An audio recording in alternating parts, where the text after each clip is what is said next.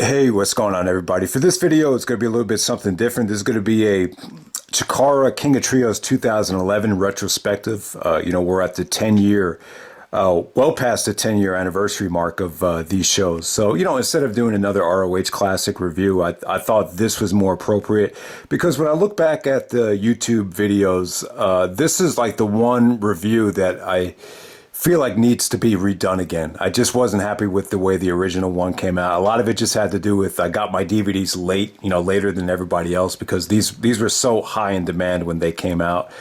And, the audio was just crappy at that time, 2011. I still wasn't using, this format yet.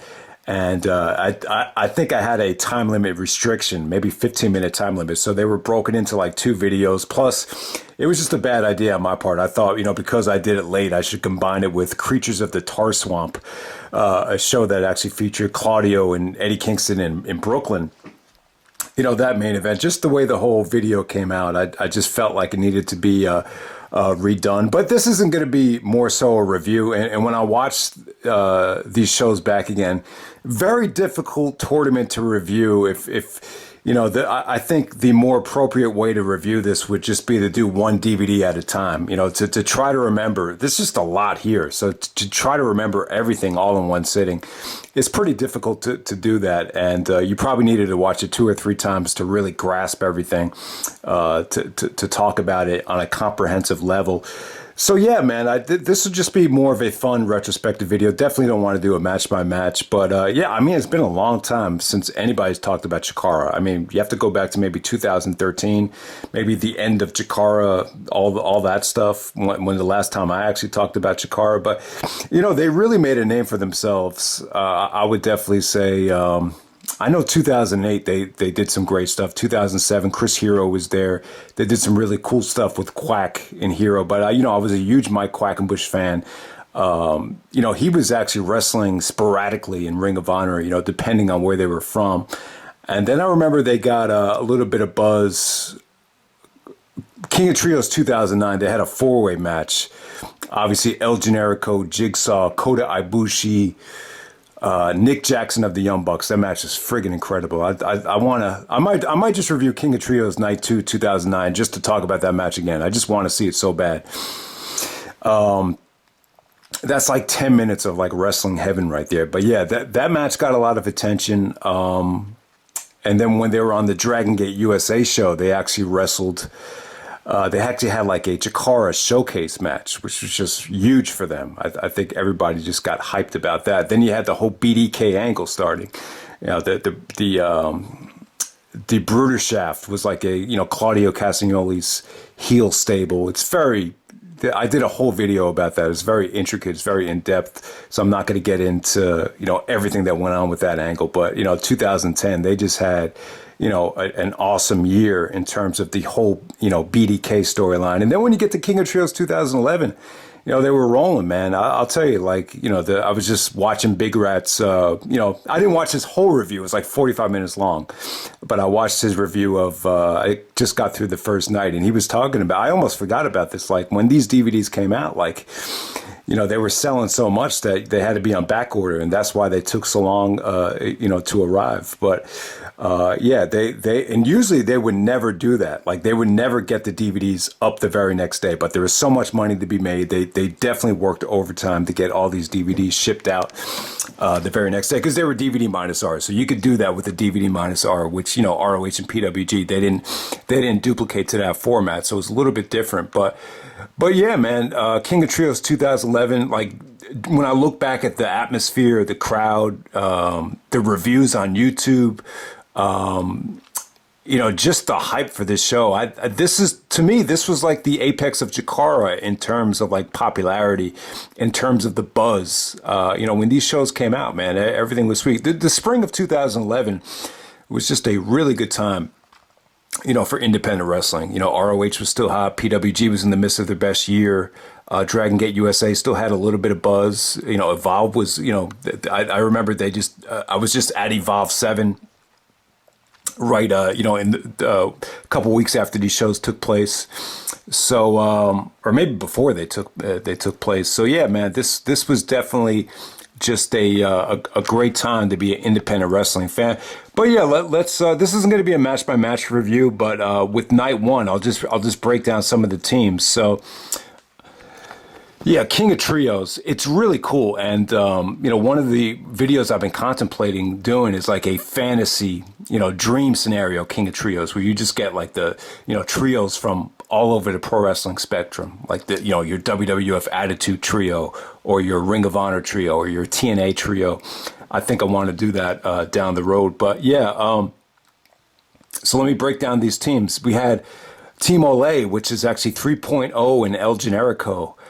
Which I like that. I like that group. That actually worked well. They ended up losing to the Osirian Portal here, but the Osirian Portal, this was kind of like their last great run right here before they broke up. So the Osirian Portal, which I believe was actually Jonathan Gresham, Omasis, and Ophidian. That was the Osirian Portal there. They went really deep in this tournament. Also, you had F.I.S.T.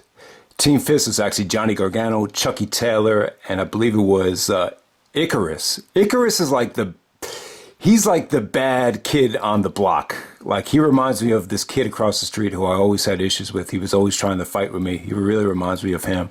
But yeah, this is really right before Johnny Gargano really broke out. And at that time, Chucky T was like one of the hottest guys on the indies. I always felt like, Ring of Honor really dropped the ball, not going after Gargano and Chuck Taylor.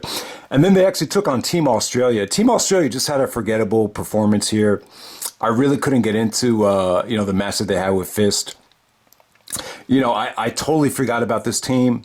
And I don't think anyone ever really heard much of them after this. This was Tama Williams, Percy T, and Kabel. Does anyone remember these guys from Team Australia? I just don't. They were probably the weakest link out of all these trios right here. Next up, you had the BDK trio. So Claudio was actually in Japan at the time. I believe he might have been wrestling with Chris Hero in Pro Wrestling Noah or, somewhere in Japan. I think it was Noah. So yeah, BDK. Yeah, Tim Donst, Delirious, and Jakob Hammermier. Taking on the Soul Touchers right here. So this version of BDK, it wasn't great. Delirious actually did turn heel and sided with the BDK. Tim Donst, very reminiscent of Bigratthreeten. Really, I've heard a lot of people compare Big Rat to Tim Donst in terms of the microphone work. And, I guess you could even argue the look too. Donst was definitely a creative heel. I just think... I don't know why Donst, what really held him back. I mean, he wasn't a great athlete, but definitely the breakout heel in the BDK stable at that time. But this version of the BDK was not great. When you took away Claudio from the BDK, they were definitely missing something. All right, the next trio was the Amazing Red and the Maximos, which is kind of like an old school ROH 2002 throwback team. And they definitely had a good showing here. Amazing Red. I was totally unaware that, Amazing Red, lasted this long. I almost forgot that he was actually on these shows. But yeah, Amazing Red and the Maximos. Yeah, I mean, they didn't look exactly as athletic as they did back at the Era of Honor Begins or whatever. But they actually had, probably the match of the night. On night one, they took on Mike Quackenbush, Jigsaw, and Minami Toyota. I'm a huge fan of Quack. Quack really got a lot out of these guys when you look back on it. Very similar to what Paul Heyman did with ECW. I think with Chikara, he would train these guys. They would all learn this very, safe, kind of a combination of a lucha. How to describe the Chikara style? It's more of a lucha libre style, but you kind of want to mix it in with the American style. I wouldn't say it's very anti-strong style. I would definitely say that. So Quack, trained a lot of these guys, and we would just give them, they're just regular looking guys. They're not guys that look like Batista. So you could give them these costumes or these gimmicks, and they could definitely get away with it. And you coach them on the mic, and then all of a sudden you create like these little, diamonds in the rough, like a Pinky Sanchez or a Green Ant, guys like that. And then Jigsaw was cool. Jigsaw with the mask on was really, really good. A good wrestler, good worker, had a pretty unique look with the mask. And then, Manami Toyota, they brought her in I was actually at the Brooklyn show in September 2010, which is actually on my birthday. I remember it very well. And yeah, that was awesome to see her live. You know, at the time, you thought it was just going to be like a one-time thing, but Manami, they brought her back in for King of Trios, and you know, she had that awesome. You know, she teamed with Quackenbush on that night in Brooklyn, and they just, you know, they just had great chemistry together. It was just really just a match made in heaven right there. Yeah, the Minami Toyota. I would definitely say that. I would definitely say Minami Toyota did for Chikara what I think Kabashi did for ROH. Maybe on a smaller scale, but I think they're very. You could definitely kind of parallel those two. You know, partnerships right there. All right, next up you had the Spectral Envoy. You had Ultramantis Black and Incoherence. Incoherence was actually, what was it? It was a Frightmare and Hollow Wicked teaming up with Ultramantis Black. Yeah, Frightmare was really cool, man. You know, so these guys had more of a scary look. You know, Frightmare was kind of like a scary version of Rey Mysterio. Obviously, Hollow Wicked was, you know, one of the mainstays in Chikara for years. You know, he was always there. Ultramantis Black had more of a, you know, medieval times kind of throwback accent. So I just thought he was great for promos. All right, so this, and then they took on Team Dragon Gate. This Dragon Gate team with Akira Tozawa, really just remember the show in terms of Dragon Gate for Tozawa. I mean, really, this was in the heart of Tozawa's hot streak on the indies. I mean, he had just had that amazing match with Chris Hero, wrestling in Dragon Gate USA, PWG, and then bringing him into Chikara right here. It was really, he really just had a monster, that whole 2010 to 2011 school year.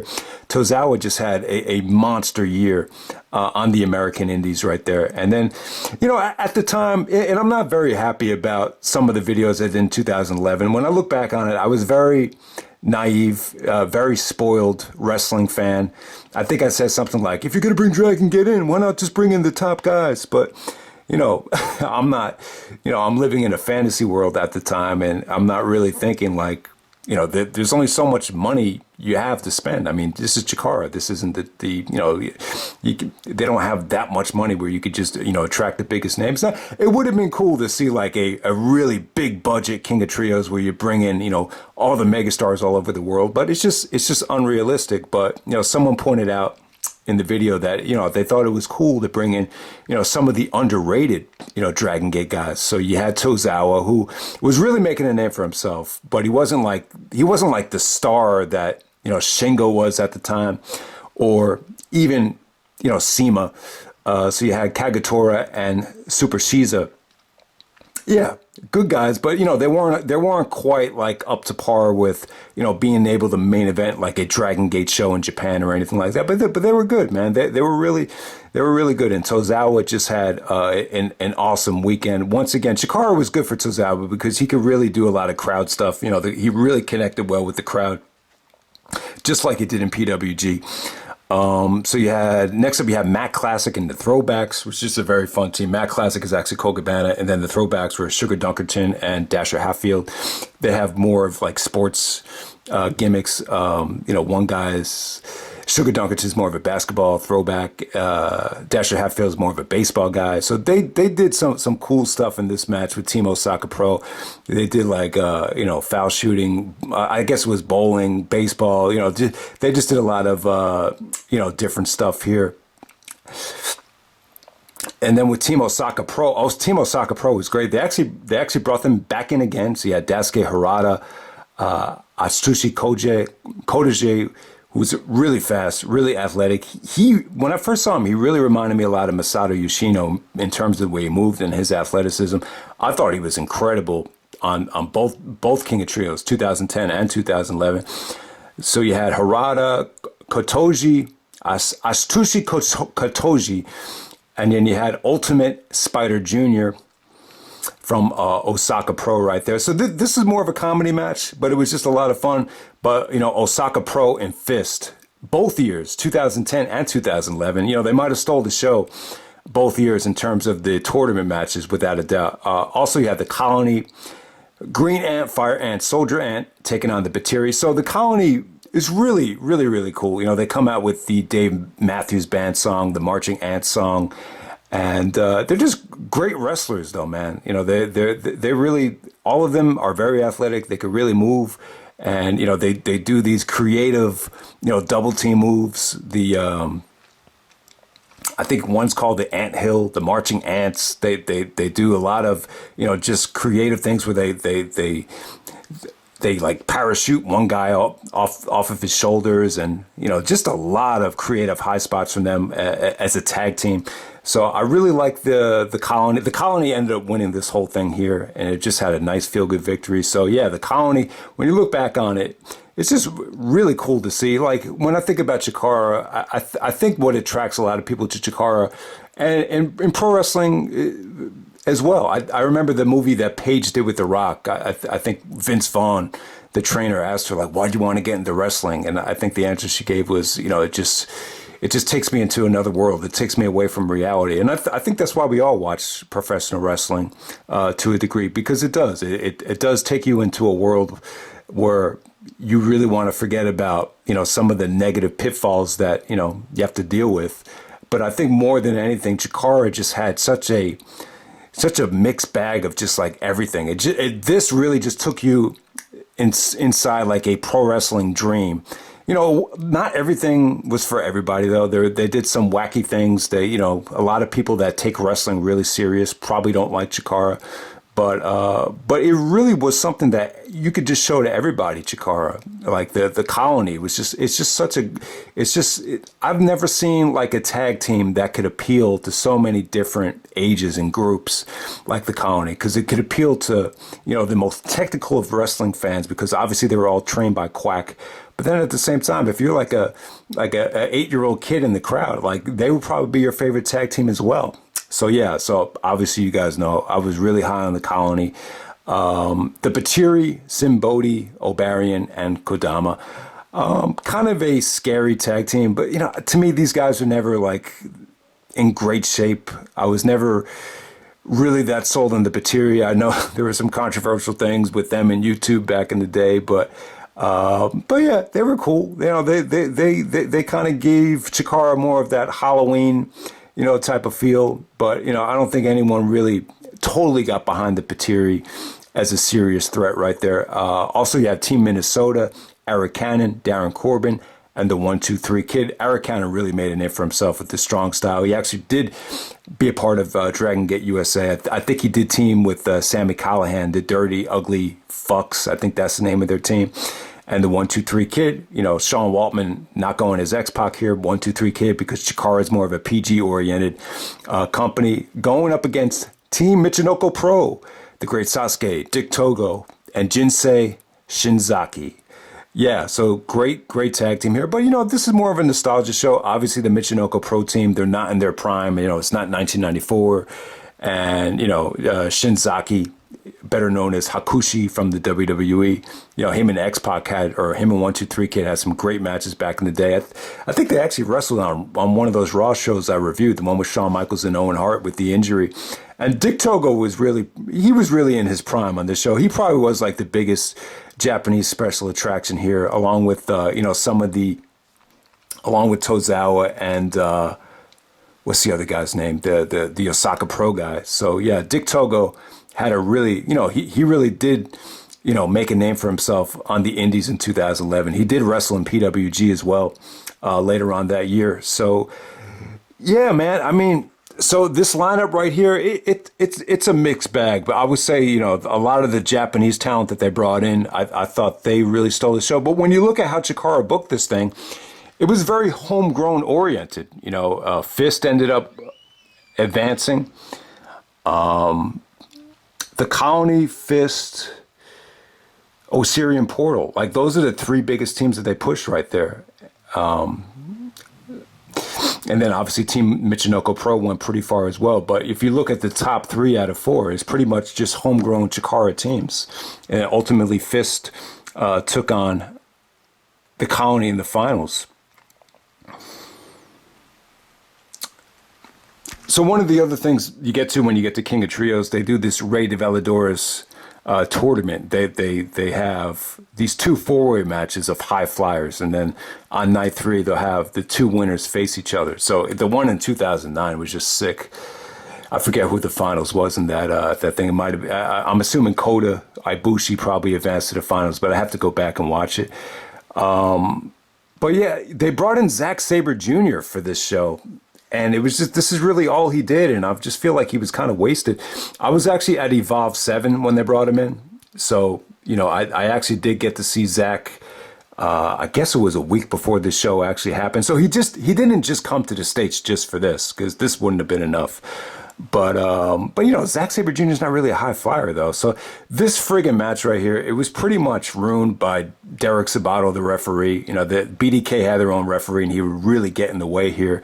But Zack, El Generico, Pinky Sanchez, Marche Rocket, you know, it was pretty much pro Pinky Sanchez. But someone came out and made Sabato change referee shirts, and then he was able to behave. But Generico won this thing. Pretty good match, but it wasn't anything like mind-blowing like the year before, especially when you have El Generico and Zack Saber Jr. Like, you guys would think you would expect something monumental, but it really didn't hit that level. But it was still like fun for what it was. All right, the other Rated Veladors match featured 123 Kid, Frightmare, Obarion, and the Amazing Red. It could have been better. You know, I thought 123 and Frightmare had some good chemistry at the end of the thing. So this is an elimination match. But yeah, 123 Kid goes over there. And before we get to the finals, some of the special attraction matches, you had Eric Cannon taking on Eddie Kingston, which went a little bit, you know, it really kind of went the way of making Eddie look strong as opposed to them having a great match. I thought Eddie Kingston and Tozawa was more of the attraction here. The other special attraction was Jigsaw and Ultimate Spider Jr. You know, another match that was just kind of just there. It just didn't get enough time to say, oh, this is like a special attraction that's going to knock the ball out of the park. But, you know, it was just okay for what it was. The Minami Toyota Madison Eagles matches, I don't know, man. I felt like there was some communication problems. I don't know what it was. The crowd just wasn't that into it. I just didn't think that... I don't know. I didn't think this was as good as some other people thought it was initially. But Eddie Kingston and Tozawa, really, really good stuff here. That was definitely a great booking decision. I thought that definitely made a lot of sense. You know, Eddie did some nasty suplexes to Tozawa, some nasty elbow strikes. Tozawa worked the crowd. They wrestled a hard match here, and yeah, so I thought this was definitely one of the better things of the whole weekend. To be honest with you, very, very underrated stuff. You know, nowhere near as emotional as Tozawa versus Hero, but, you know, it came pretty close. I just feel like a lot of people just kind of thought, you know, since Tozawa didn't advance, maybe it came off like it was a little bit of filler. Maybe it could have been promoted a little bit better, but, you know, with the tournament here, there's not a lot of time to promote something like this. So probably the most underrated thing of the whole tournament, and I forgot how good this was. And it gets off to a slow start, but there's a tag team gauntlet match. But, you know, towards the end of it, you had some great stuff with Osaka Pro and Team Dragon Gate. They just wrestled like 10 minutes to end this thing, and it just came off great. You know, you had a mixed bag here. Sarah and Daisy from the BDK, you know, the two Ring of Honor women, were actually in the BDK at the time. It was cool to see them. The Roughnecks, Throwbacks, Eric Karen and Darren Corbin. The Soul Touchers, you just had a lot of, you know, Grizzly Redwood and Brody Lee were actually in this thing. So yeah, not a bad group of talent at all for the tag team gauntlet match. And then we get to the finals of El Generico taking on the 123 Kid in the final. This is great stuff. And when you watch this back, it's definitely the best match of the weekend. Definitely the highlight of the whole weekend. This is 10 years ago, and Generico, you know, gets a great match out of someone that is well past his prime. So it tells you how great Generico was at the time. You know, when you look back on it, he probably should have been Ring of Honor champion in 2011. Just do whatever you can to make him champion. You know, maybe him and Davey should have definitely had some main events, you know, that summer. But when you think, the depressing thing about this is it's been 10 years since this match. And what has El Generico, Sami Zayn, done in the WWE? He's done a lot, actually. But I just feel like when you watch how good Generico is here, it's kind of like, man, could we get more out of him? When you think about how good he is, if you think this is 10 years ago. And, you know, I don't know if Generico could still wrestle something like this. And it kind of makes me think, like, you know, I kind of wish Sami Zayn would just come back as El Generico. I just miss the great wrestler. You know, I think Sami has a great personality. I think he's shown a lot in the charisma department, but eventually they got to try to merge the great wrestler with the great character, and it just doesn't seem like it's going to happen. So I don't know. I don't know what the plans are for him, but you know, Sean Waltman, the 1-2-3 kid, he got a hero's welcome. It was just nice. You know, everyone shits on X-Pac, you know, X-Pac heat, X-Pac sucks, but you know, 1-2-3 kid, you know, they showed him a lot of respect, and he looked good, man. Generico actually hit him with the razor's edge. So yeah, they definitely, you know, brought a lot of the past, Monday Night Raw, all that stuff into this match. You know, great high spots, great ending with Generico hitting the brain buster on the top of the turnbuckle. I thought that was a great ending. And yeah, man, so Generico 1-2-3 kid, if you haven't seen it yet, that's probably the highlight of the whole weekend. And then when we get to the main event, you have the Colony taking on F.I.S.T, which is a rematch from actually Aniversario Yang. And F.I.S.T definitely played great heels, as they always did. You know, this version of F.I.S.T is a little bit more talented than the one that they had with Gran Akuma. But, you know, too many dirty tactics in this match, and it kind of bit them in the ass. There was one part where they threw powder and it hit one of their other guys, and then I think Chucky T, you know, gave Gargano a super kick, and the whole match just turned from there. But yeah, F.I.S.T wrestled their asses off. It came off great. The ending with the catapult off the top turnbuckle was really cool to see. I mean, Green Ant must have been up like, I don't know, maybe 35 to 45 feet. I mean, it was something to see, that ending right there. But yeah, great high spots. Probably not as over the top as the Aniversario Yang match, which really went into like near fall spot overkill in a good way. But yeah, this was a solid ending right here to the King of Trios. I thought the Colony, Osirian Portal, F.I.S.T, Team Michinoku Pro, the Final Four tag teams all had great showings in this tournament right here. So yeah, man, that's King of Trios 2011. Just looking back on it, I mean, I wouldn't say it was amazing. I don't know. I don't even know if I would say it was the best King of Trios to date. I mean, really none of them. I definitely think the atmosphere and just the buzz was better than 2012. I think 2009 had the best match.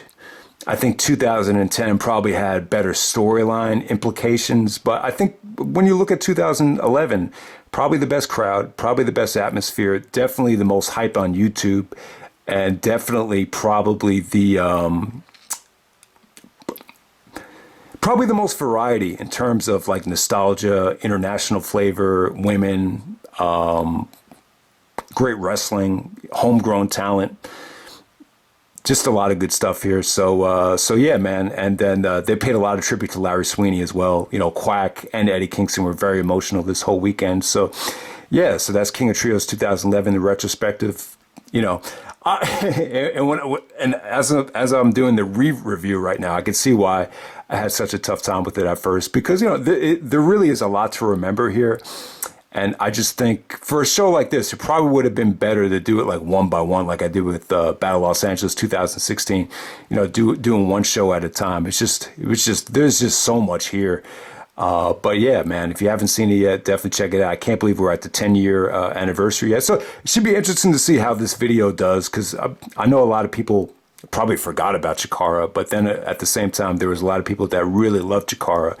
And credit Bigratthreeten for the star ratings. You know, obviously he loved Chikara. He was really unique because he was so in the star ratings.